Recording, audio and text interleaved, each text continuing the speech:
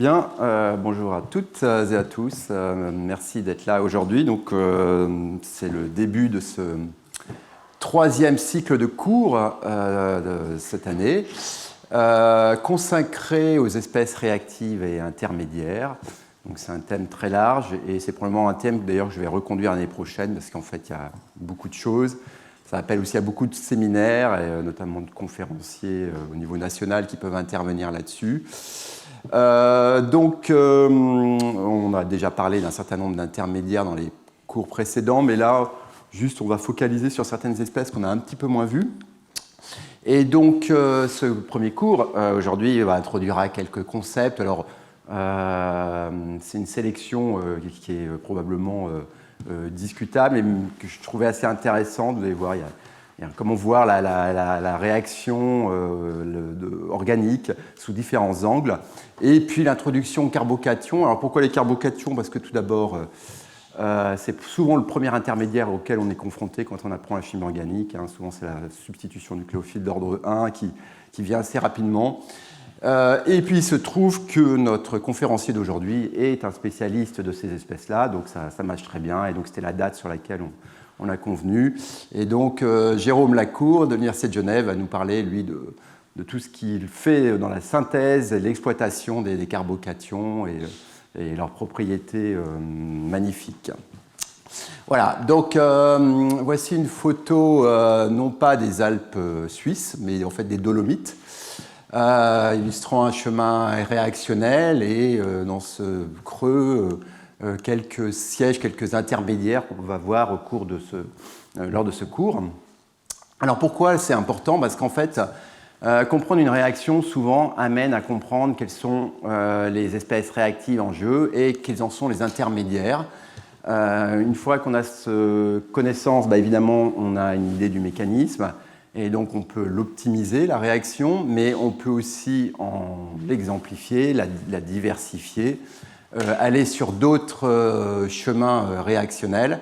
Et donc, c'est un savoir qui est important, voire essentiel, et surtout qui doit être couplé avec d'autres choses qui sont évidemment, on le voit de plus en plus, des études mécanistiques à base de physico-chimie, mais aussi des calculs, par exemple DFT.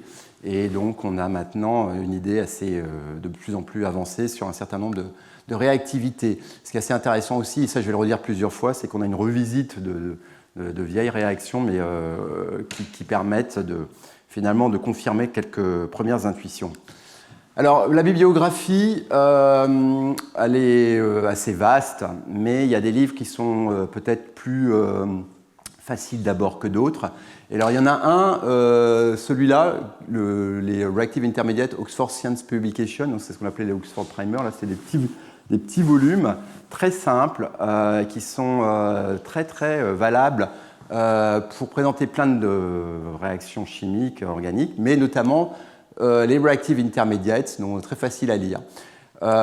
Si vous voulez, à contrario, celui-ci, plus gros volume, mais alors d'une richesse absolue, et très intéressant sur la chimie physique organique, qui est vraiment très intéressant. Et puis, finalement, ces livres des années 90 que je pense Jérôme on a tous transpiré dessus, mais ils sont quand même d'une grande richesse. Les Caressenberg, dont il existe d'ailleurs une traduction en français, sont très bien. Si vous voulez aller assez loin dans la photochimie, mais d'une façon générale dans la chimie physique organique, le livre de Toureau, là, dont j'ai déjà parlé d'ailleurs l'année dernière, est particulièrement costaud, mais montre qu'il y a quand même beaucoup de choses derrière la réactivité chimique. Et puis deux livres ici vraiment propres sur les intermédiaires.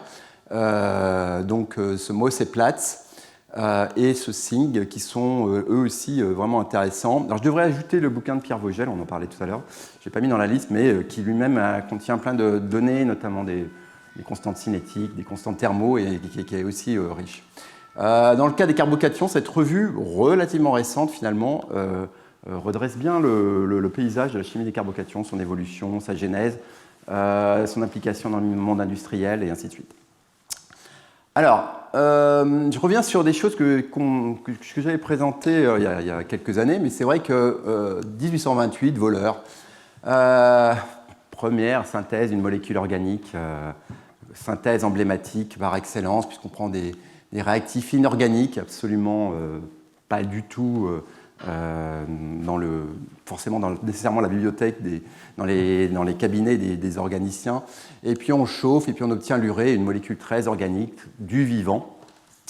Et donc cette expérience a été extrêmement intéressante, puisque Wöhler, qui était donc l'ancien élève de Berzelius, dit « Ah, j'ai pu faire l'urée sans avoir besoin d'un rein ou somme toute d'un animal, qu'il soit homme ou chien. » Donc première molécule du vivant, faite avec des réactifs chimiques, et qui donc n'est pas issue d'un organisme biologique. Et donc ça mettait fin à un certain nombre de concepts, dont la force vitale, qui était que toute molécule organique était nécessairement issue d'un organisme vivant. Cette synthèse, c'est difficile à dire si l'impact a été grand ou pas, parce qu'il n'y a pas d'indicateur du nombre de citations, ce genre de choses à l'époque. Mais globalement, elle n'a pas forcément toujours eu l'écho qu'on pense. Il y en a un qui en parle de façon très intéressante, c'est Jean-Jacques, qui était ici, chercheur ici au Collège de France, qui a vraiment fait un très beau manuscrit là-dessus. Et puis Kurt Van Trup aussi, très récemment, si vous êtes intéressé par l'histoire de la chimie organique, une petite revue dans leur jog qui se lit vraiment très bien et qui est très intéressante. Et ce qui est important, finalement, celle qui a le plus, on va dire, enfoncé le clou, c'est cette synthèse de l'acide acétique par Kolb, qui est par ailleurs un nom assez connu dans la synthèse organique, je vais revenir dessus. Et donc, une synthèse multi-étape pour faire une molécule somme toute simple, issue du vivant.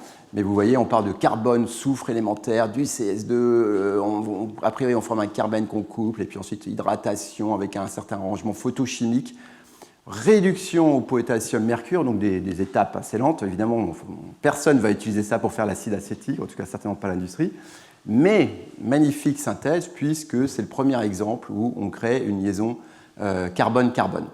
Donc cette synthèse, elle, était particulièrement importante. Et alors ce qui est marrant, c'est que Kolbe, il est plus connu pour en fait, cette rupture en fait, de la liaison carbone-carbone ici, par électrolyse des acides carboxyliques. L'électrolyse de Kolbe, vous tapez, c'est une réaction qui est très connue, qui est encore utilisée, et qui montre bien d'ailleurs que l'électrolyse, la synthèse par électrolyse, par électrochimique, date quand même des années 1850 et ainsi de suite. Donc vous voyez, il y a quand même beaucoup de choses qui sont clairement d'un certain âge, mais qui continuent à évoluer.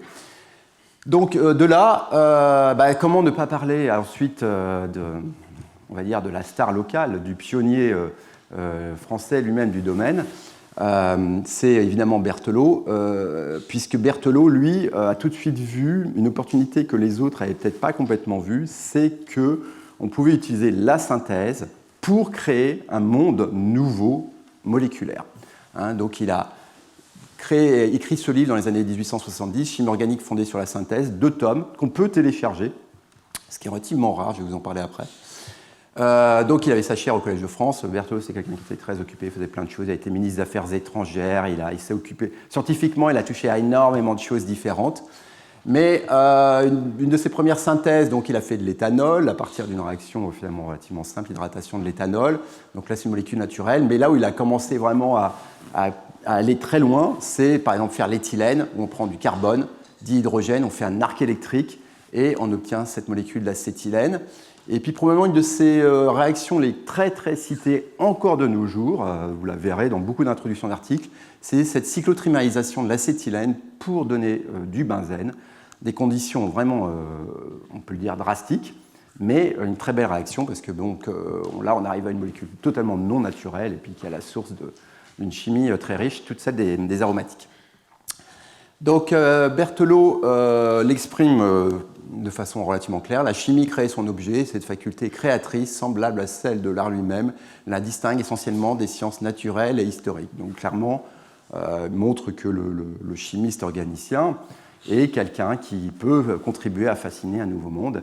Et quand on voit l'impact de la chimie organique sur la société aujourd'hui et ce qu'elle a pu apporter au cours du siècle dernier, voire même celui d'avant, on comprend assez bien ce que ça veut dire. Voici par exemple, bon, j'ai juste la liste des réactions du 19e siècle. Là, on n'est pas au 20e siècle, on est au 19e siècle. Et si vous regardez un certain nombre de réactions, vous allez voir que on les connaît encore. Hein, la réaction de Strecker pour faire des acides aminés, bon, elle est très, très utilisée. Bon, la réaction d'aldol, évidemment. La synthèse d'indol par Bayer, en fait, reste quand même quelque chose de particulièrement robuste. L'oxydation de Bayer-Villiger, la Friedel-Crafts, 1877, donc c'est quand même vénérable. Hoffmann, Laufer-Freytag, qui fait encore le titre d'un certain nombre d'articles dans Science ou Nature, mais qui, vous voyez, est donc là impliqué d'une chimie radicalaire. Et puis, bon, voilà, on peut continuer. Beckmann Arrangement, il est à l'origine du nylon.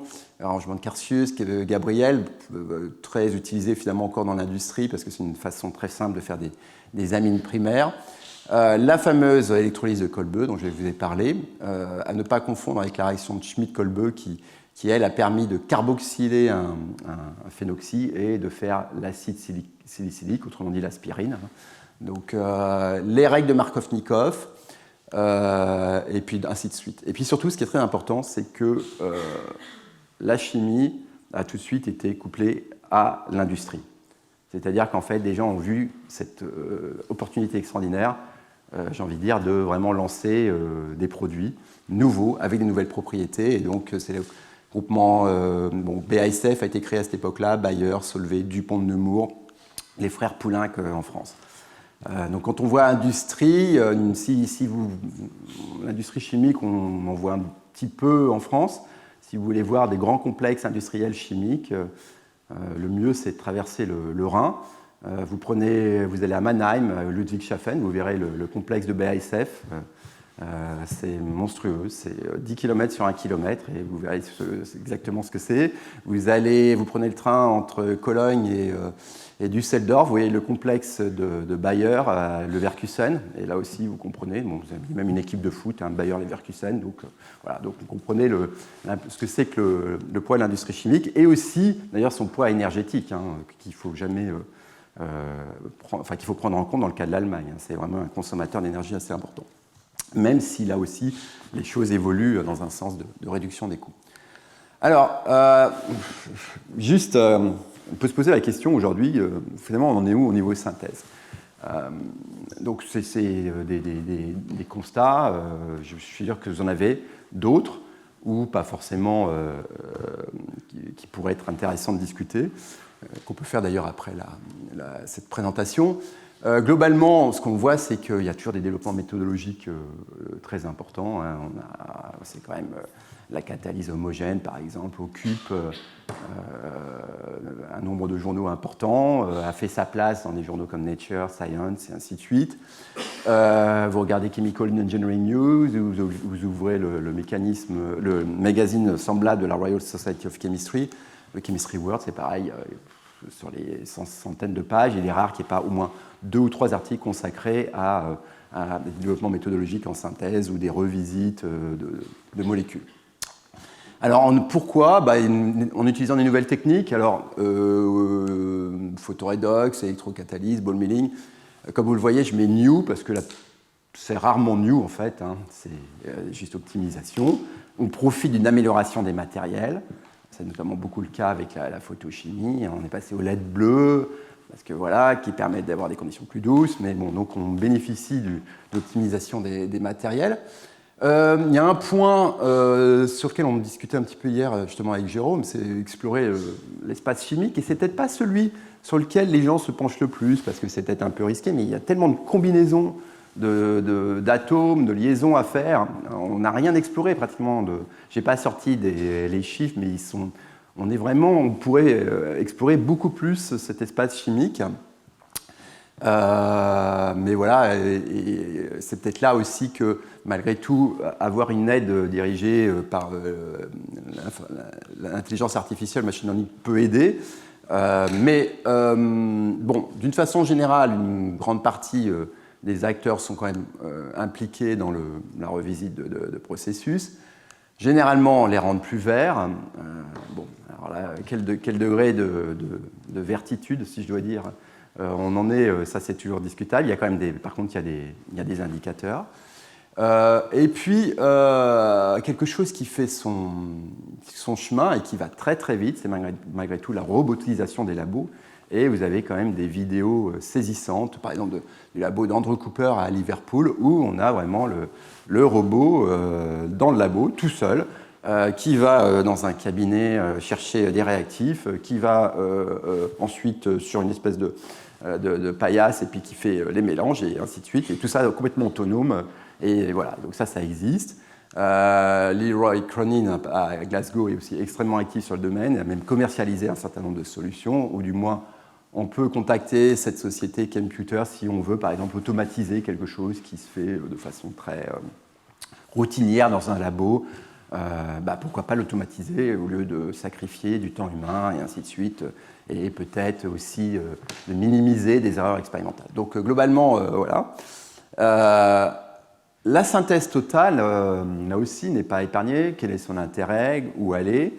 Est-ce qu'on peut vraiment complètement optimiser les rétrosynthèses au point de complètement réimaginer des nouvelles synthèses beaucoup plus courtes, beaucoup plus efficaces? Donc là c'est un article assez intéressant sur cet aspect des choses.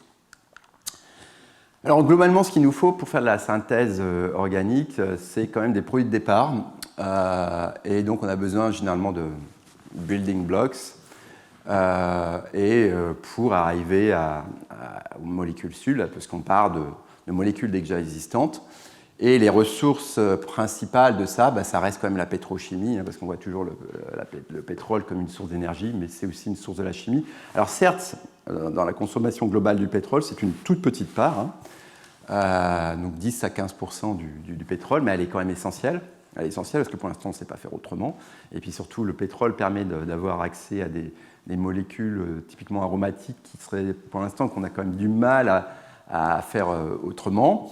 Et puis évidemment, il y a la biomasse. Alors là, la biomasse lignocellulosique ou autre, qui est de plus en plus impliquée, mais c'est souvent comme des produits à forte...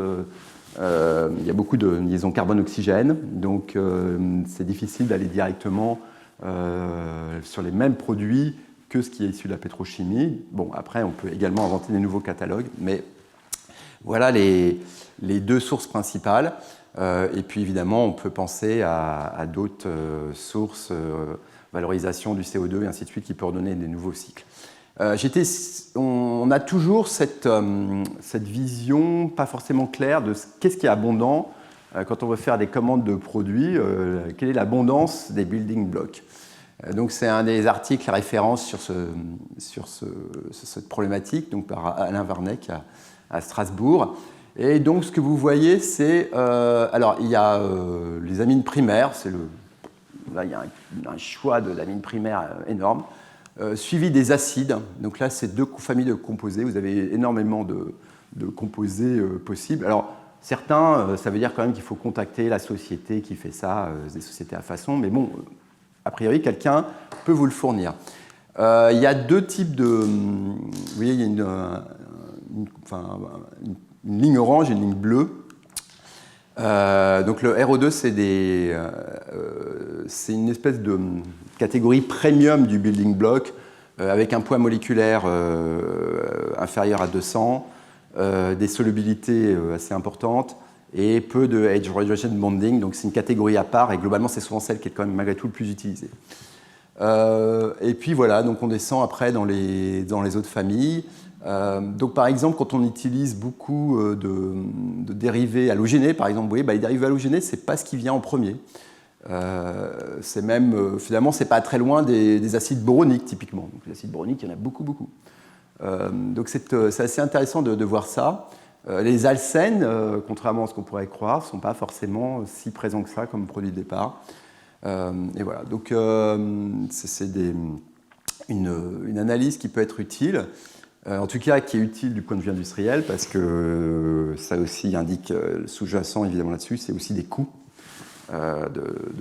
pour se fournir en produits chimiques.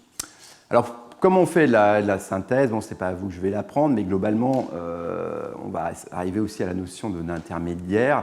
C'est que, bon, généralement, on va globalement mélanger deux produits chimiques.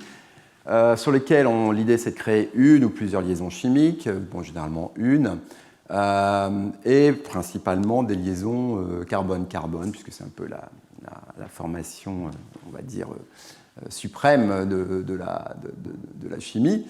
Mais comment faire réagir ces building blocks? Déjà, on va faire en sorte qu'il y ait des gradients de charge entre les deux, qui soient assez clairement définis. Et généralement, ça va nous amener à, par exemple, prendre des briques dont on vient de parler.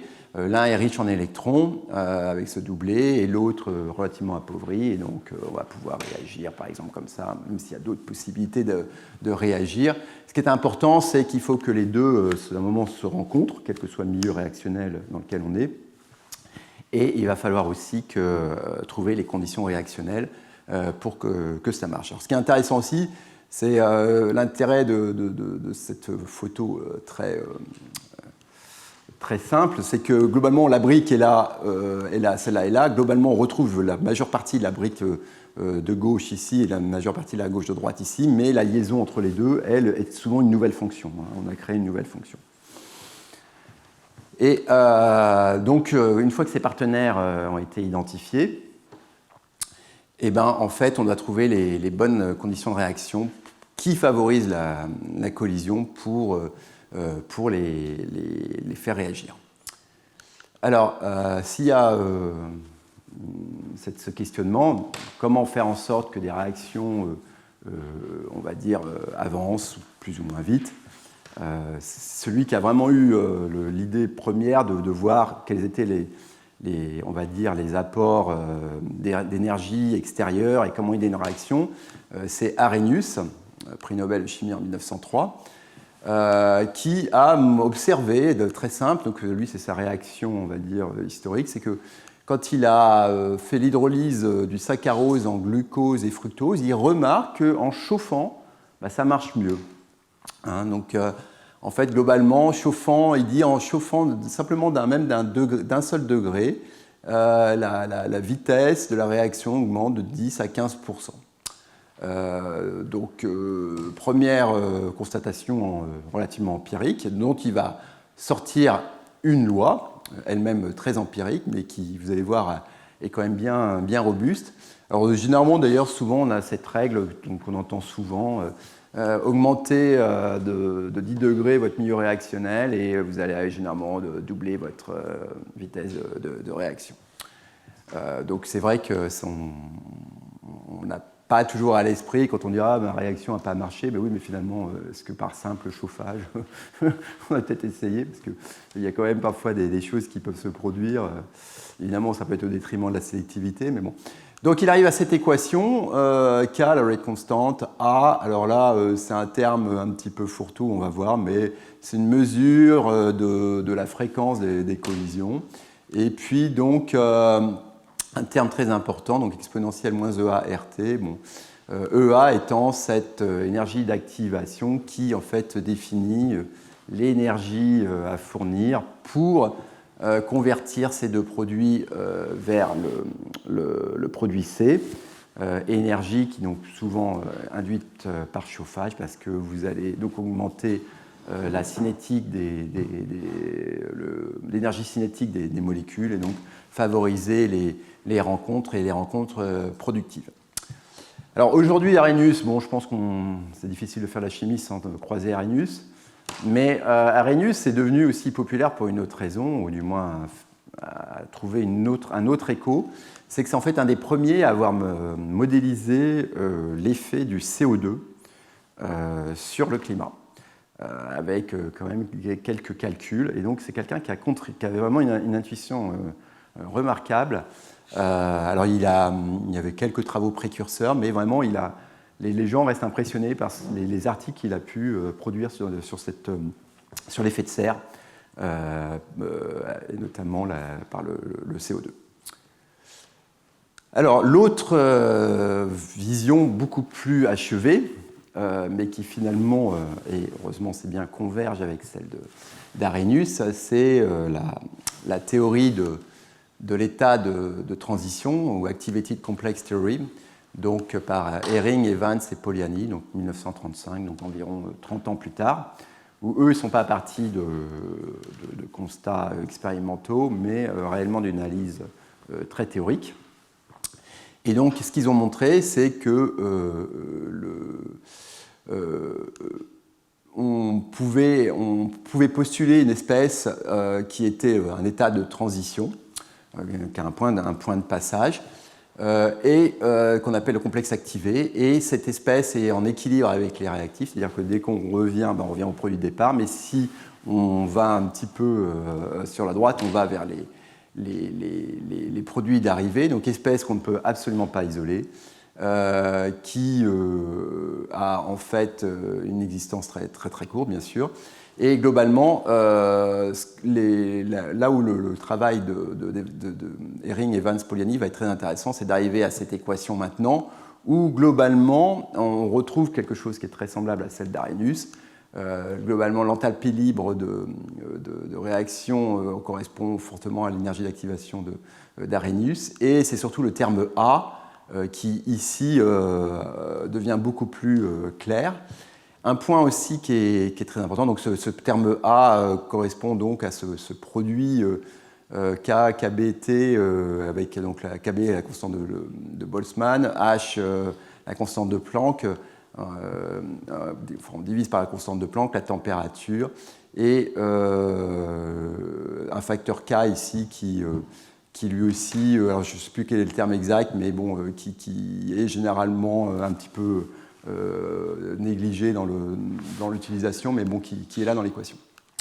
Surtout, ce qui est important dans cette équation, c'est le delta S, facteur souvent qui peut complètement changer le cours d'une réaction, parce que quand on veut par exemple faire A plus B donne C, le poids de l'entropie peut devenir très conséquent à forte température, puisque quand vous faites A plus B donne C, votre entropie, votre delta devient positif, donc devient négative, excusez-moi, donc le moins T delta S devient positif, et donc c'est moins favorable pour la réaction. Donc tu vas avoir en tête ce problème anthropique, c'est anthropique, pardon. Et donc toujours réfléchir à ça quand vous faites une réaction au niveau anthropique réellement. Quel est le gain ou pas, et donc, par exemple, quand vous faites une réaction de cyclisation, anthropiquement, ce n'est pas favorisé. Donc, voilà. Donc, c'est quand même quelque chose qui était particulièrement important dans ce traitement. Oui, alors là aussi, ce qui est intéressant, c'est de voir que cet état, donc cette théorie des états de transition va être couplée assez forcément avec aussi la notion d'intermédiaire, parce que globalement, on va se rendre compte que certaines réactions, leur loi de cinétique, nécessitent de passer par justement un état intermédiaire, et donc de bien faire la différence entre les deux. Donc globalement, on va passer par un état de transition, mais on peut arriver à une espèce, ici, qui elle-même va évoluer, souvent de façon plus facile, comme c'est le cas ici, donc avec une énergie d'activation éventuellement moindre. Et donc globalement, cet intermédiaire, évidemment, ce n'est pas le produit de départ, ce n'est pas le produit d'arrivée, et c'est pas non plus l'état de transition, mais c'est des espèces que là, maintenant, on va un petit peu plus discuter aujourd'hui. Donc c'est une espèce qui peut en fait avoir une durée de vie très longue, qui dans certains cas d'ailleurs peut être isolée. Et c'est la meilleure preuve souvent d'un mécanisme, c'est que vous supposez tel intermédiaire, mais si vous l'isolez et vous le mettez dans les conditions de réaction et qu'il vous donne le produit que vous voulez, c'est donc que vous aviez a priori une bonne idée de ce qui se passait.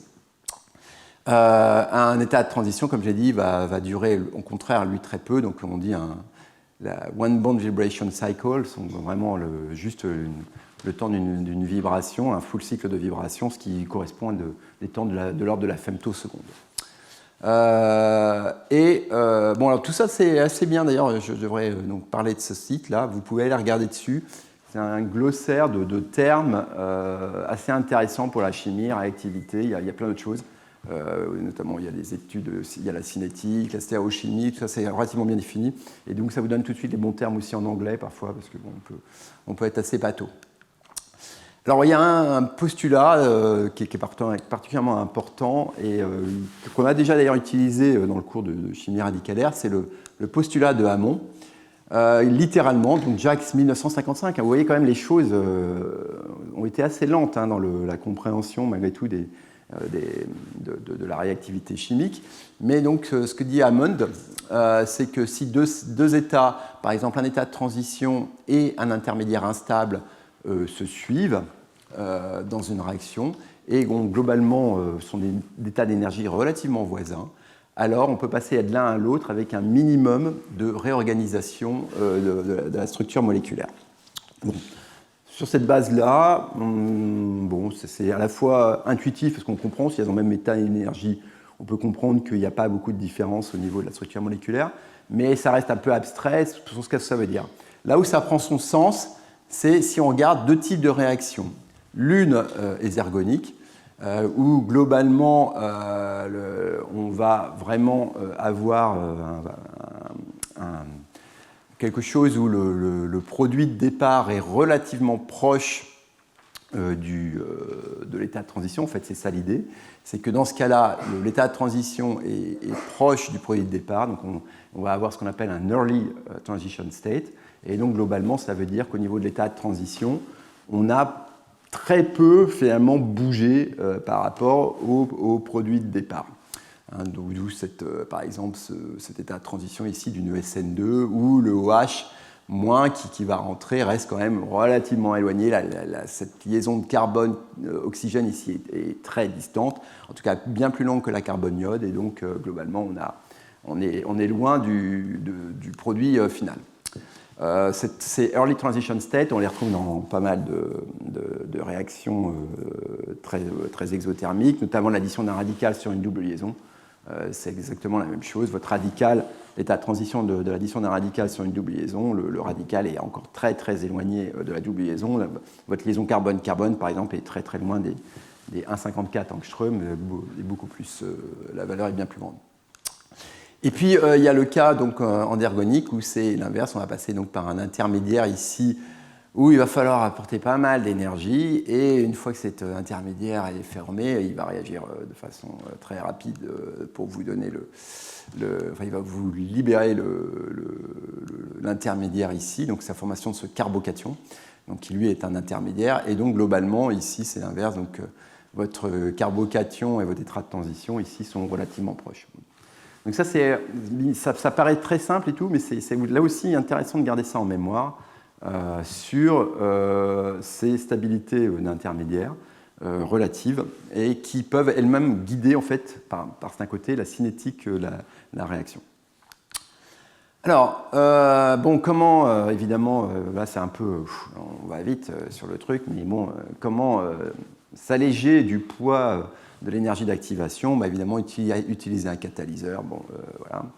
Donc, on va baisser l'énergie d'activation, on va rendre des réactions qui étaient peut-être marchées qu'à 300 degrés, on va peut-être pouvoir les faire à température ambiante, mais souvent, ça implique un nouveau chemin réactionnel avec peut-être des intermédiaires, et donc ça nécessite aussi de comprendre le mécanisme. Donc, ce n'est pas qu'une simple baisse de l'énergie d'activation, c'est souvent un nouveau mécanisme qui est en jeu. Alors, la catalyse, évidemment, réduit cette énergie d'activation, et donc la catalyse, c'est un pilier de la chimie verte. Donc voici les 12 principes par Paul Anastas et Warner de l'EPA, donc c'est Environment Protection Agency aux États-Unis, donc qui est d'ailleurs assez mise à mal en ce moment par le gouvernement en place aux États-Unis. Et pourtant, quand on regarde bien tous ces mots d'ordre de la chimie verte, on se rend compte à quel point ils trouvent encore écho aujourd'hui. Donc évidemment la catalyse, suivre les réactions en temps réel pour prévenir la pollution, conception de produits en vue de leur dégradation. Pas mal de produits, malheureusement, on n'a pas bien conçu leur dégradation, clairement. Conception, donc les problèmes de sécurité, aller sur des produits moins polluants, utilisation de ressources renouvelables, on le voit bien, le biosourcé est en train quand même vraiment de rentrer dans la conscience du manufacturing, économie d'atomes, et puis, je ne sais plus ce que je voulais dire. Ouais, prévention des déchets, ça c'est un point extrêmement important pour la fabrication de toute molécule, parce que fabriquer une molécule, mais qui vous donne une montagne de déchets, ça a un vrai problème environnemental, mais aussi de coût, et ainsi de suite. Alors, il y a un complexe assez récent qui est relativement intéressant, à voir s'il va vraiment,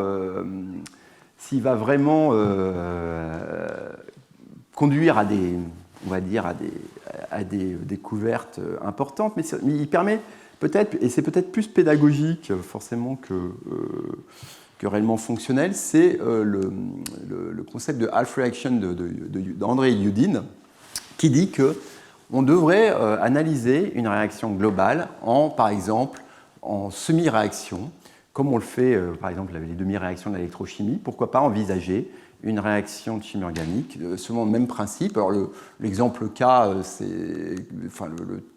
l'exemple typique, c'est cette substitution électrophile aromatique, cette bromation du benzène, où globalement on a une étape endergonique, formation de cet intermédiaire de Holman, et puis ensuite élimination du proton qui, elle, est globalement l'étape exergonique. Et donc son idée, c'est qu'on peut coupler une étape très exigeante au niveau énergétique, mais s'il y a une étape compensatrice après, ça peut marcher, ce qui est la vérité, mais c'est surtout que lui, il se dit, pourquoi pas, on connaît ces étapes-là, on sait ce qui coûte en énergie, la fabrication de cet intermédiaire, on les connaît, et on sait aussi ce qui libère de l'énergie. Donc pourquoi pas faire des nouvelles combinaisons entre les deux.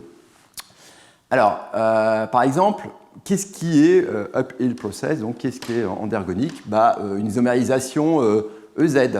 Ça, a priori, c'est pas favorable énergétiquement. Déconjugué, une double liaison. Déshydrogéné, puisqu'on crée une liaison pi, on a une liaison sigma, on crée une liaison pi, donc c'est pas favorable. Créer la tension cyclique, donc Bayer-Strain. Plier un aromatique, passer d'un méthyle en équatorial en axial, tout ça, bon voilà, ça a un côté énergétique. Mais si derrière, on libère de l'énergie par exemple, créer une liaison carbone-carbone, mais encore mieux, une ESIF, une des liaisons covalentes les plus stables qui soit, une PO, pensez au nombre de réactions où vous générez un oxyde de phosphine comme driving force, c'est énorme. Bon. Précipitation du HCl, pareil, ça s'est utilisé quand même très très fréquemment. On peut aussi penser à libérer des gaz. On verra la semaine prochaine avec par exemple l'exposé de Clément Chauvier. Donc on libère du N2, du CO2, du dioxyde de soufre. On va pouvoir passer d'un carbocation primaire à tertiaire, on va pouvoir enlever une contrainte allylique. Tout ça, c'est quelques kilocals bienvenus qui vont aider une réaction. Et on peut ouvrir un cycle, bon, ainsi de suite. Donc voilà, donc ça, c'est ça l'idée. Alors, j'ai quand même. Alors oui, je voudrais juste dire aussi que donc ça a eu un certain écho, cette façon de penser. Ce qu'il en dit lui-même, l'auteur, c'est que, bon, c'est dans ce paragraphe, c'est que on a pedagogical level, donc c'est une façon d'encourager de nouvelles idées et probablement pour les étudiants d'étendre leur horizon pour trouver des nouvelles combinaisons et éventuellement aussi proposer d'autres réactions. J'avoue que je l'ai contacté ce week-end parce que je lui ai dit mais est-ce que tu pourrais me donner un exemple finalement un petit peu plus qu'on pourrait essayer dans ce genre d'idée. Et donc, il m'a donné cet exemple. Voilà, on est intéressé par faire cette amide, imaginons, et on peut envisager comme atteindre ce nitrilium, là, cet intermédiaire, par simple hydrolyse. On devrait arriver à l'amide, et donc ça, c'est notre étape downhill, pas de problème. Maintenant, donc, la question est de savoir comment arriver à cet intermédiaire. Et donc, on peut combiner avec ça, évidemment, cette étape. Ça, c'est Shiba qui a publié cette chimie, elle est connue. Mais on peut aussi imaginer ouvrir une aziridine avec un isonitrile, ainsi de suite. Donc voilà, l'idée de cette chose, c'est de penser à l'intermédiaire, le faire évoluer favorablement, et penser à des nouveaux chemins pour le créer. Et donc là, il vient de sortir cet article aussi qui est assez intéressant, c'est le l'enthalpic coupling qui reprend ça d'une façon générale, mais qui permet quand même Je pense qu'effectivement, pour les étudiants, c'est assez intéressant de comprendre pourquoi certaines réactions vont très très bien marcher. Alors, donc au niveau des intermédiaires, parce que là on va aller un petit peu plus vers notre job, on va dire, et ben, au niveau du carbone, l'idée ça va être de le faire sortir de sa zone de confort pour qu'il soit réactif. Alors, ça veut dire souvent pas obéir l'octet, pas suivre l'octet, donc pour le carbène, 6 électrons, carbocation, donc carbène divalent 6 électrons, carbocation trivalent 6 électrons. Le radical reste déficient en électrons, donc là aussi va être fortement réactif. Mais un carbanion, lui, suit l'octet, mais le problème c'est qu'on a cette charge qui, elle, du coup, est très réactive, elle va vouloir disparaître. Et donc, globalement, on a toutes ces entités ici qu'on va pouvoir engendrer et faire réagir. Et donc, le cas archétype, c'est quand on parlait de gradient de charge tout à l'heure, c'est de faire réagir un carbanion qu'on va appeler nucléophile, c'est-à-dire qu'il y a une doublée disposée sur un carbocation, sur un électrophile. Bon, c'est une réaction qu'on va rarement faire parce que généralement avoir les deux et puis ce n'est pas forcément super propre. Donc on va plutôt utiliser des précurseurs polarisés, hein, avec là aussi donc ces densités de charge. Mais ce qui est important, c'est qu'on crée cette liaison carbone, donc ça c'est favorable. On a des sous-produits, et là on revient toujours au problème aussi des sous-produits, hein, dont j'ai parlé au niveau environnement, leur poids, typiquement un couplage organométallique qui vous engendre, même l'addition d'un grignard sur un carbonyle, vous avez quand même tous les sels de magnésium à la fin à traiter, et typiquement c'est le genre de choses auxquelles il faut penser. Alors, donc, voilà. Donc ça c'est une vision donc, de la synthèse. Il y a une autre qui est complètement différente, mais où les choses parfois sont un peu mixées. C'est la notion de synton. Alors, j'ai un certain âge, et comme beaucoup de gens de mon âge, on a été, j'ai envie de dire, presque biberonné par ce livre, Organic Synthesis, The Disconnection Approach, de Stuart Warren, qui a été vraiment un best-seller, hein, qui se retrouve et tout. Donc vous voyez le commentaire très enthousiaste de Jiping Zhu, de l'EPFL, hein, qui dit que s'il est venu à la synthèse totale, bah, c'est parce qu'il a lu ce livre et que l'approche, l'analyse rétrosynthétique lui a plu totalement. Et c'est vrai que c'est bien écrit. Alors je ne sais pas si c'est vraiment écrit dans une beautiful way, mais en tout cas c'est extrêmement enrichissant. Et c'est le genre de livre qui vous transforme, c'est-à-dire qu'après, quand vous regardez une molécule, vous n'avez qu'une envie, c'est de voir comment je pourrais la faire. Parce qu'en fait, ça vous présente plein de molécules et on vous dit, voilà, j'ai coupé cette liaison-là ou pas, et ainsi de suite. Et surtout, ça vous présente cette notion de syntons, qui sont des fragments idéalisés. Et alors, ce n'est pas a priori des intermédiaires, parce que là, c'est une molécule qui est idéale, mais dans certains cas, ça peut être un intermédiaire. Donc, par exemple, si vous voulez faire cet acétophénone en 4-méthoxy, il y a deux voies. Si on s'intéresse à la rupture de cette liaison carbone-carbone, bah, vous pouvez imaginer quelque chose qui est relativement, on va dire, plausible, former cet anion arylique. Bon, ça se fait, hein, il y a 50 000 façons de le faire. Vous faites le grignard, le lithien et puis probablement d'autres. Et vous le faites réagir sur cet acylium. Alors cet acylium, vous n'allez pas en avoir un flacon dans le labo, mais par contre, la polarité est bonne, puisque c'est un carbocation qui est très stable. Par résonance, il est stabilisé. Donc ça, c'est un synton qui est tout à fait réaliste. Et puis vous avez l'autre approche, où on va partir du principe qu'on fait plutôt le cation ici, et qui va réagir avec, on va dire, ce synton ici, mais qui lui n'est pas du tout, enfin qui est moins réaliste. Il faut faire une petite diversion pour pouvoir créer un carbanion comme ça au pied d'un carbonyle, donc c'est en 2 étapes, et donc ça va être ce qu'on appelle un intermédiaire Dumpolo. Donc cette approche par rétrosynthèse reste malgré tout intéressante parce qu'elle nous amène quand même à réfléchir sur des intermédiaires plausibles ou pas. Et puis, quelque chose qui est utile et j'ai envie de dire qu'il faut avoir en mémoire, c'est les échelles, parce que j'en ai déjà un petit peu parlé, donc du terme de nécrophilie, électrophilie. Et donc, Andreas Mayer à Munich, Herbert Mayer, pardon, a compilé pendant toute sa vie un certain nombre de cinétiques, de réactions de divers nucléophiles sur des électrophiles, donc des additions, et a déduit, a fait ça par des analogies de famille.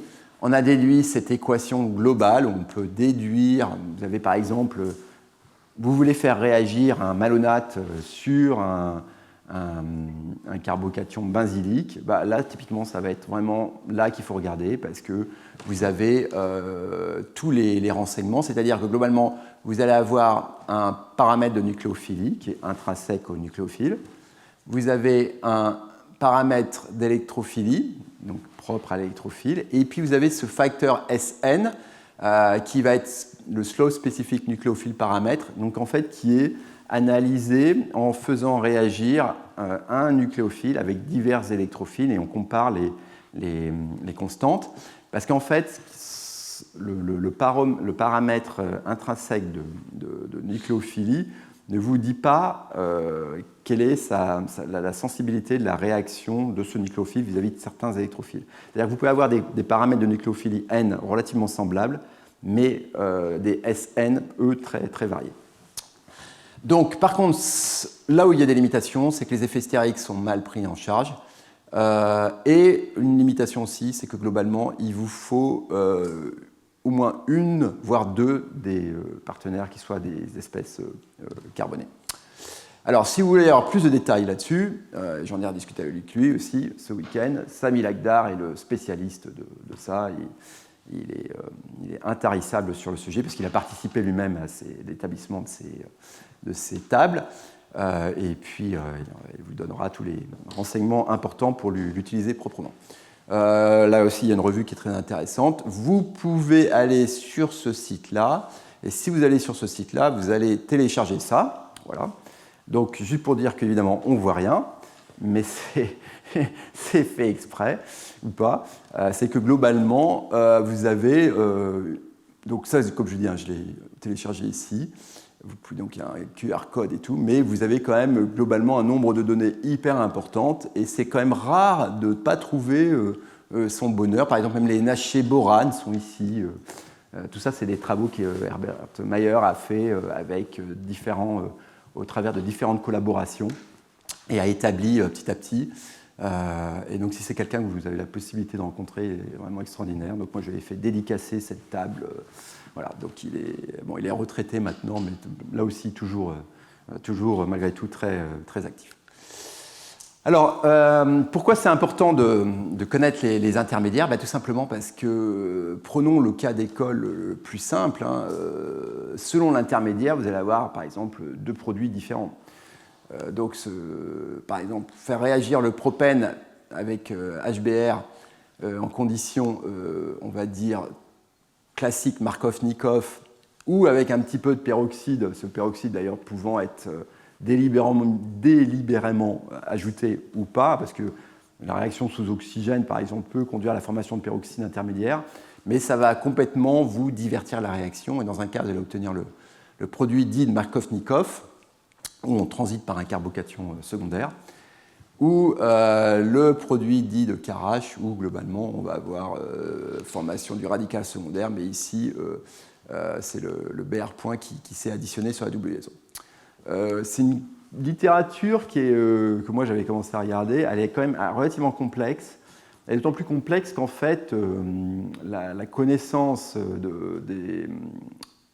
on va dire, du mécanisme de la réaction de Markov-Nikov n'était pas vraiment connue à l'époque. Donc ce qui est très clair, c'est que les gens, Karash a bien vu qu'ils n'obtenaient pas les mêmes produits, que d'un labo à l'autre, ils n'avaient jamais les mêmes mélanges, et tout simplement parce que le contenu en peroxyde n'est pas toujours le même d'un labo à l'autre. Donc si vous voulez faire du Markov-Nikov, distillez bien tous vos réactifs et les utilisez tout de suite. Si vous voulez faire du Karash, vous les distillez au mois de juin, puis vous faites la manip quand vous rentrez au mois d'octobre, par exemple. Voilà. Donc là, vous allez faire du Karash. Et puis, comment avoir une réaction où on part du même genre de produit de départ et obtenir des produits, on va dire, très semblables. Donc là, on obtient deux régiosomères, mais là, c'est plutôt l'inverse. On va obtenir des produits très semblables, mais par des mécanismes à la fois assez proches, mais qui n'impliquent pas le même intermédiaire. Donc si on fait une base ici, on a des protonés cet alcool, on va avoir un rangement de Brooke, 1,2, avec donc ce silicium qui va venir ici, et on forme ce carbanion qui est piégé par un électrophile. Mais on peut aussi engendrer un radical alkoxy qui a la même affinité pour le silicium. On est typiquement dans le truc de Yudin, hein, la formation d'une liaison oxygène-silicium, c'est très favorable. Et on a ce rangement Brooke 1,2 où on forme un radical nucléophile qui, lui, va pouvoir s'additionner, par exemple, sur faire une addition conjuguée avec une olefine insaturée. Donc voilà. Alors, je pense qu'on va avoir beaucoup de choses là-dessus, mais comment on en est venu à l'idée d'intermédiaire et justement de faire sortir le carbone de sa zone de confort et ainsi de suite. Il se trouve qu'il y a un motif qui a été très très important dans toute l'histoire de ces intermédiaires. Donc c'est ce motif triphénylméthyle ou trityl, puisque globalement en 1900, premier radical par Gomberg, le premier carbocation par Norris et Kerman. Pour avoir regardé les articles, c'est quand même pas simple, hein, c'est pas écrit comme ça en tout cas, clairement. Vous allez voir pourquoi. Et le premier carbanion par Schlenk. Donc vous voyez, là on a la famille complète. Bah, évidemment, on profite à fond de la mésomérie apportée par le phényl, et donc ça a été une source d'exploration énorme. Donc l'article impressionnant que moi j'adore toujours présenter, c'est celui-là.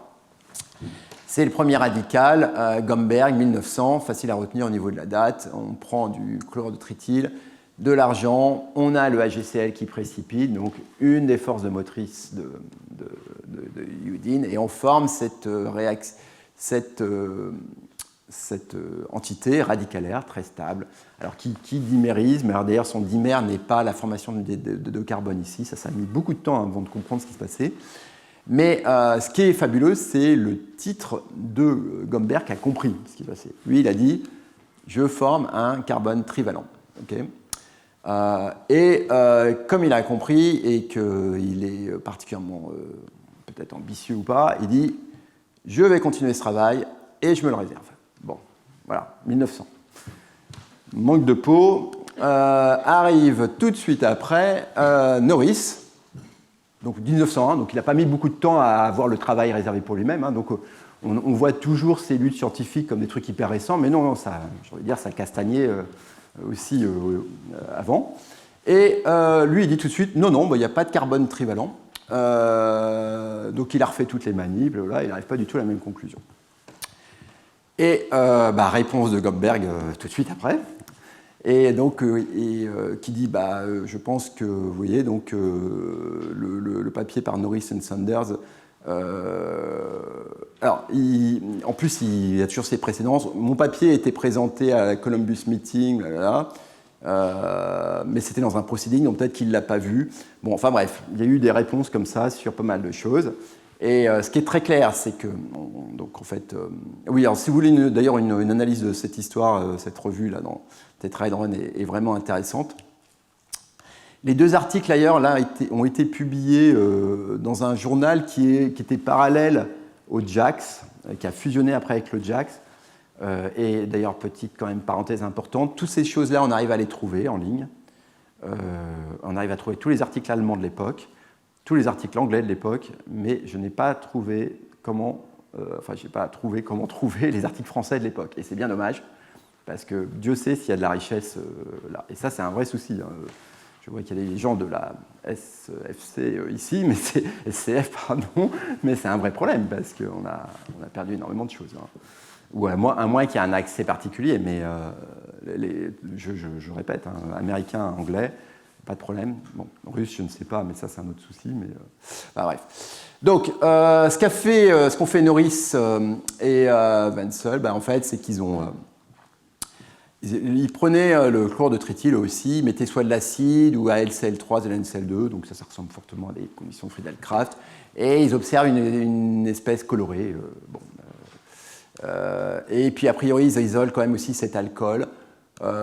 Pas trop d'explications, ils ne comprennent pas vraiment ce qu'ils ont fait. Et c'est Bayer et Villiger, dans ce Kember, 1902. Alors là, c'est pas pour l'oxydation, hein, c'est Villiger était l'étudiant de Bayer, étudiant suisse d'ailleurs, donc avait clairement fait beaucoup de choses, qui ont une meilleure vision de ce qui s'est passé. Alors, et qui disent que globalement, on doit probablement avoir un cation ici, triphénylméthyle, et c'est ça l'explication de la couleur. Alors, je pense qu'effectivement, Jérôme en parlera abondamment, mais ces composés-là, selon l'habillage de l'aromatique, vous pouvez avoir des couleurs magnifiques.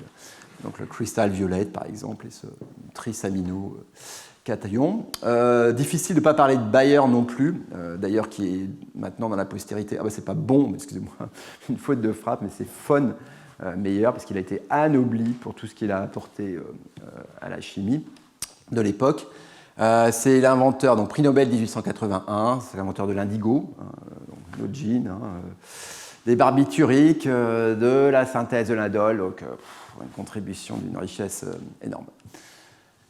Et donc là aussi, vous pouvez retrouver pas mal de ces informations dans cette revue récente de l'ESIS. L'ESIS fait ça, fait des petits documents qui reprennent l'histoire de certaines découvertes et qui sont vraiment super. Il y en a un sur Pasteur qui est admirable, enfin, ainsi de suite. Voilà, donc les cations, les réactifs tritiles, ils sont intéressants pour la réactivité à divers égards. Et il y en a plein qui sont commerciaux, hein, on peut les acheter, pas trop cher. Leurs utilisations synthèse organique dans l'Encyclopedia of Reagents for Organic Synthesis, il y a eu Jung, Lagut et Ulrichian qui ont publié dessus. J'ai mis quelques utilisations, mais on peut en imaginer d'autres. C'est des arracheurs d'hydrure, donc par exemple super pour faire arracher un hydrure sur quelque chose qui va donner un carbocation aromatique, hein, pour faire le tropylium ou le cyclopropénium. C'est vraiment un très bon réactif.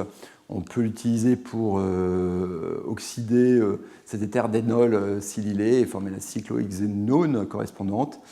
Et puis nous, on l'a utilisé dans le contexte de la chimie radicalaire, parce que c'est aussi quelque chose qui peut accepter un radical, et s'il accepte un électron, et s'il accepte un électron, on forme le radical correspondant, qui est le radical de Gomberg, dont on sait que là, il est très stable. Donc là, la force motrice, elle est là. L'étape downhill. Donc ici, on prend des trifluoroborates, on oxyde, on forme ce radical, et puis on le piège avec du tempo, et on forme ce type de produit. Et le fait qu'on obtienne ce produit réarrangé est une bonne preuve qu'on transite par un radical. Très récemment, donc Riedel à Berlin, lui a développé des tritylcations super électrophiles. Alors, donc on synthétise cette molécule. J'avoue que je n'ai pas trop regardé comment on l'a fait, celle-là, mais je pense que ça doit être un petit peu costaud. Mais vous regarderez aussi la façon dont on l'utilise. Moins 80 degrés, dans un solvant pas forcément le plus sympathique, donc fluorure de chlorosulfonyle. Tout ça avec un petit peu de gallium. Donc on va obtenir ce carbocation avec cette espèce anionique du gallium. Et là-dessus, si on met du TMSCl ou du TMSBr, on va pouvoir faire comme une substitution de nucléophile aromatique.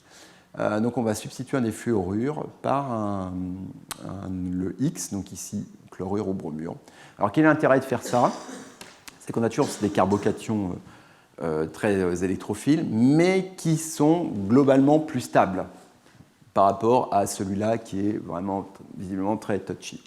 Et une fois qu'on a ça, on peut prendre un alcane et arracher un hydrure de l'alcane. Donc il a fait ça avec le butane, pentane, et globalement il obtient des espèces chlorées, plus ou moins avec réarrangement. Et l'article n'est pas franchement détaillé sur les espèces chlorées qu'il obtient, mais c'est des réactifs qui sont bien donc, pour faire de l'arrachement d'hydrure. Alors, parler de carbocation sans parler de Ola, c'est pas possible. Hein. C'est vraiment celui qui a fait avancer le champ de façon remarquable dans toutes les années 70, 80, 90. Prix Nobel en 1994. Donc, My Search for Carbocation and their Role in Chemistry. Donc, vous voyez, voilà, donc, quelqu'un qui a mis au point des modes opératoires extraordinaires, qui ont été utilisés même pour faire des médicaments, Navelby, ainsi de suite. Je ne vais pas rentrer dans ça. peut-être l'année prochaine, mais vous pouvez avoir pas mal d'informations sur tout ce qu'a la contribution d'Ola. C'est très intéressant. Et une contribution aussi très utile, c'est parfois la confusion entre carbénium et carbonium, qu'on a beaucoup trouvé dans la littérature et qu'a priori on trouve de moins en moins. Donc carbénium sera vraiment le carbocation trivalent, on va dire, tel qu'on l'entend, tel qu'on le voit. Le carbonium est cette fameuse espèce du carbone à 5 pattes qu'on trouve parfois sur les copies, mais aussi dans certaines conditions, en spectro, et ainsi de suite. Donc parlons un petit peu des carboniums. Alors, là, l'histoire est confuse, mais c'est vrai qu'on le voit potentiellement en spectrométrie de masse, le C5H+. Donc, dans cet article russe de l'époque, son infrarouge a été déduit dans ce Science de 1999. Là, ils engendrent le C5H+, par un plasma. Ils mettent du méthane et du H2 et ils obtiennent quand même un certain nombre d'espèces, dont a priori ce C5H+, et ils font l'infrarouge de cette espèce, qui a été modélisé. Pas de géométrie, les géométries potentielles il y a un continuum assez large de géométries possibles. Celui qui a beaucoup apporté au niveau théorique sur ces carboniums, en fait, c'est von Ragge-Schleyer, en montrant que là, on avait plutôt a priori une structure TBP, trigonale bipyramide. Et puis, travail donc vraiment très important de Ola, un titre long, mais qui montre que, par exemple, si vous prenez cet alcane, et là aussi, vous utilisez des réactifs cet acide fluorosulfonique en présence d'antimoine pentafluorure, et en fait, vous allez protoner votre alcane, donc a priori passer par cet intermédiaire carbonium, qui lui va fragmenter et va vous donner, va évoluer vers différentes espèces. Donc là, l'idée, c'est super acide arrivable, donc protoner un alcane. Donc là, la littérature de Ola sur ce genre de transformation est particulièrement abondante. Alors, pourquoi les carbocations sont des intermédiaires importants? Donc, je vous ai dit, c'est souvent les premiers qu'on voit dans notre apprentissage de la chimie organique. Et donc, ça, c'est tiré de la revue de Klump, qui est vraiment, comme je disais, qui est intéressante, qui vaut le coup d'être regardée. Et donc là, c'est à la fois les avancées mécanistiques et les réactions de synthétique. Et vous voyez que il y en a quand même là beaucoup qu'on connaît. Donc j'en ai parlé de la Friedel-Crafts 1877, et puis Nazarov, Ritter, la réaction de Ritter quand même, où on fait réagir un carbocation avec un nitrile. Donc ça c'est relativement utilisé. Et puis donc l'histoire, on en a déjà un petit peu parlé. Ce qui est intéressant, c'est le mécanisme de la SN1. Vous voyez, ça a mis quand même du temps, 1928, donc Ingold, donc celui de Cal Ingold Prelog. Et puis aussi l'alonium, 1937. Vous voyez, donc il y a eu tous ces développements, mais le mécanisme sont toujours arrivés généralement quand même beaucoup plus tard par rapport aux découvertes réactionnelles. Et donc, ce qui intéresse, ce que je voulais montrer, oui, donc les Markovnikov Rules, ça c'est l'observation empirique 1870, mais l'explication a mis beaucoup plus de temps à venir. Voilà, donc maintenant, si vous voulez former un carbocation cet après-midi au laboratoire, comment vous allez faire? Vous pouvez faire une solvolyse, prendre un dérivé halogéné et puis vous le chauffez dans un alcool et puis a priori terbutanol, un truc comme ça, puis vous allez avoir votre carbocation et puis il peut se passer beaucoup d'autres choses.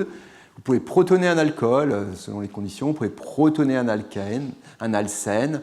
Vous pouvez également arracher un hydrure, ça on vient de le voir, donc vous prenez quelque chose qui va être arraché en hydrure, donc soit par protonation, parce que dans ce cas-là, si vous protonez vous pouvez faire partir un hydrure et il y a du H2 qui se dégage. Ça, il l'a observé dans ces articles-là,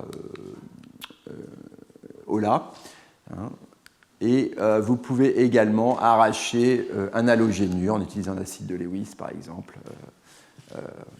C'est vraiment la Friedel-Crafts, hein, AlCl3, c'est le truc le plus classique.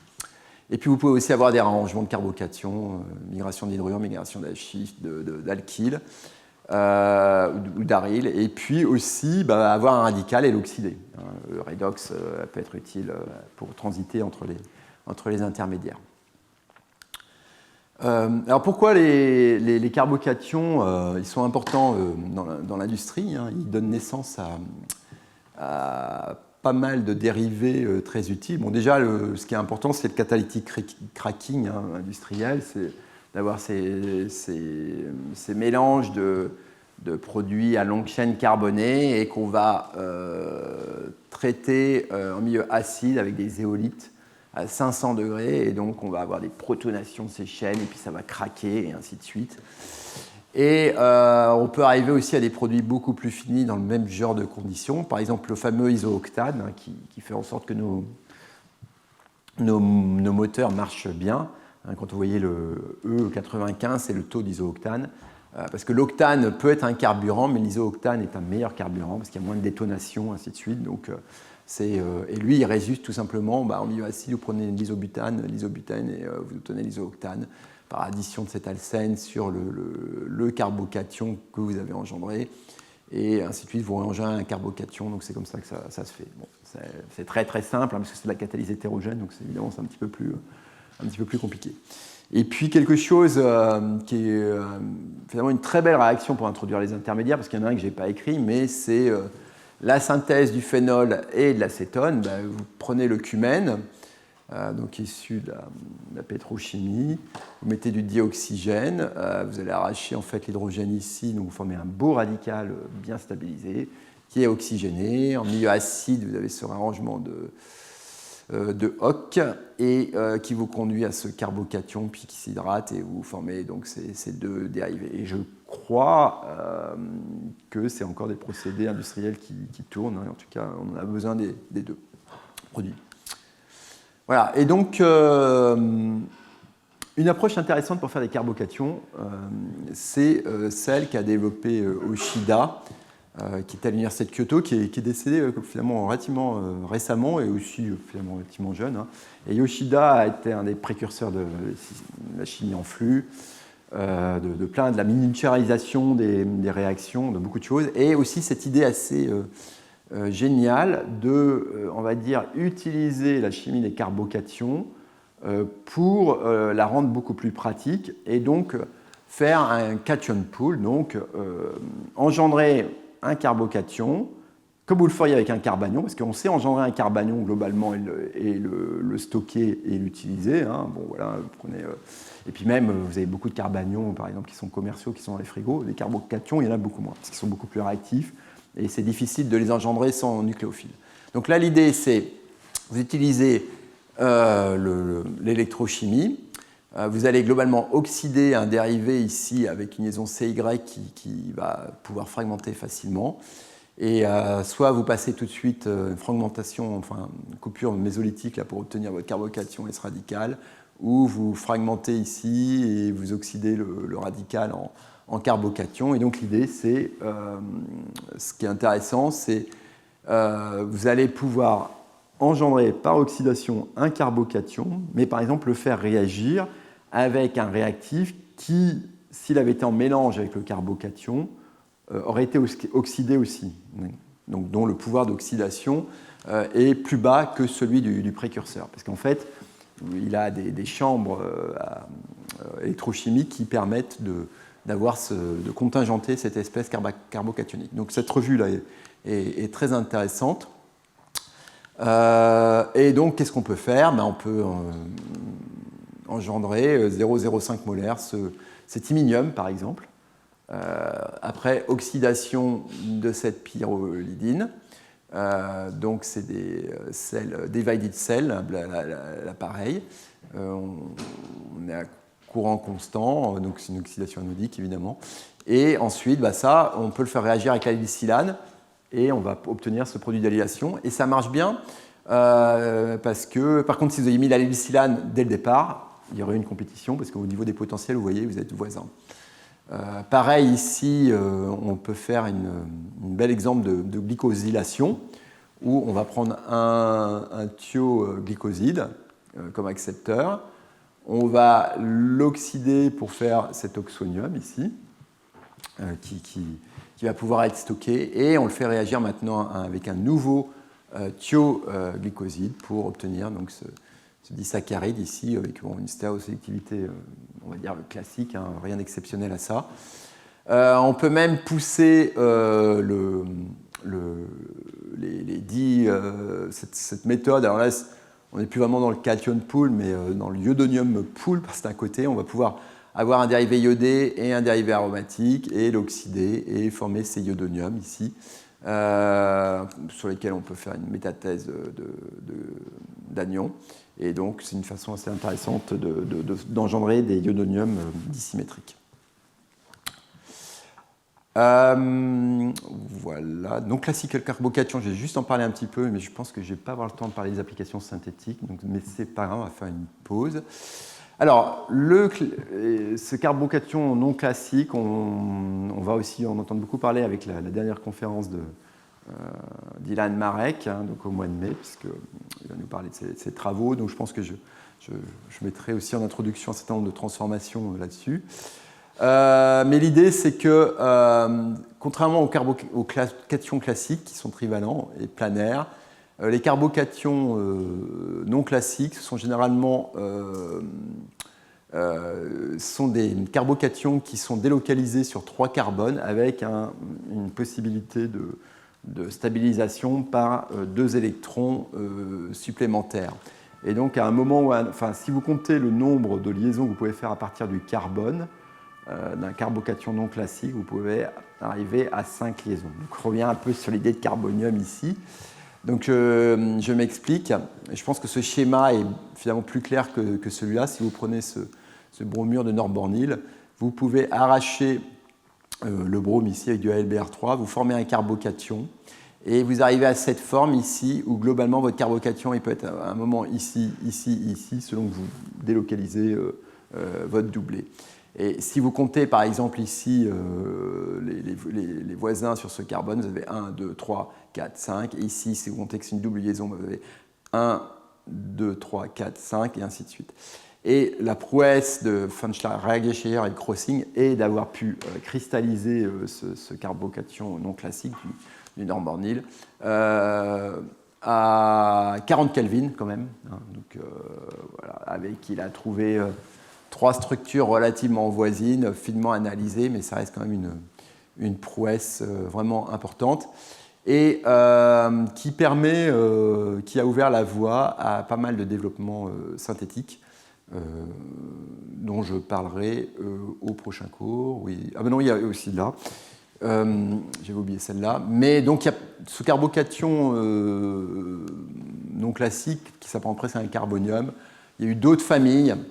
Il y a eu le CH5+, de Masamune, ou même le dication là, de Hochwin, où on part d'un benzène de Dewar, on arrive à faire ces molécules-là, et puis on se met en milieu hyperacide, et on protonne, et on arrive à un dication ici, cristallisé également.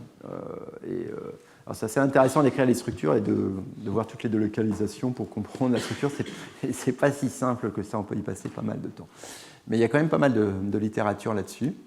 Ce qui est évidemment très important, c'est les contrions. J'en parle pas beaucoup, mais ils ne sont absolument pas nucléophiles, bien sûr. Hein. C'est la clé de tout cet isolement de toutes ces structures. Hein. Là aussi, ça, c'est absolument pas nucléophile. Et donc, vous pouvez sortir ces molécules assez facilement. Et puis, la température, évidemment, est importante. Voilà, et donc ça, j'en parlerai au mois plus tard. Des applications, notamment en catalyse asymétrique, et voire même en catalyse, d'une façon générale, des carbocations non classiques. Voilà, donc je vais m'arrêter là pour aujourd'hui, et je vous remercie de votre attention.